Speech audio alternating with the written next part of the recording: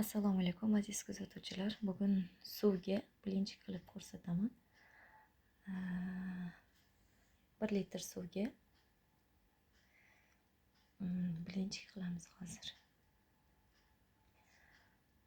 Ozgina tuz, 1 chimdim.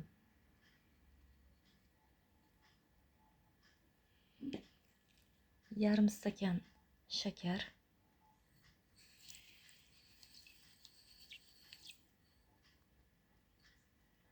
Va 2 dona tuxumni chaqib solamiz.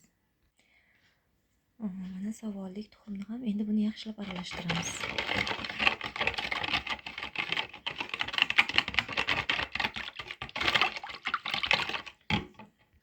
Endi esa un solamiz. Unda o'zim chamalab soldim. Quyuq bo'lib qolmasligi kerak. O'rtacha suyuqlikda xamir bo'lishi kerak. Un atala xamir bo'lishi kerak. Mana aziz kuzatuvchilar, yaxshilab aralashtirib oldim.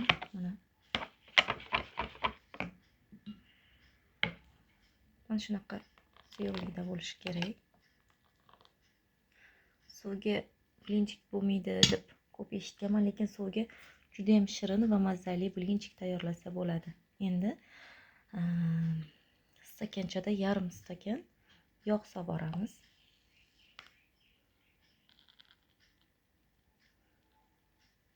Yog'ni ham aralashtiramiz yaxshilab. Ko'rib turganinglardek juda ham zo'r massa hosil bo'ldi. Endi buni skоворodkada pishirib olamiz. Mana azizlar, blinchikimiz pishmoqda. Mana azizlar, blinchikimiz ikki tomoni pishib tayyor bo'ldi. Mana ikkinchi tomoni pishib. Mana azizlar, blinchikimiz ham tayyor.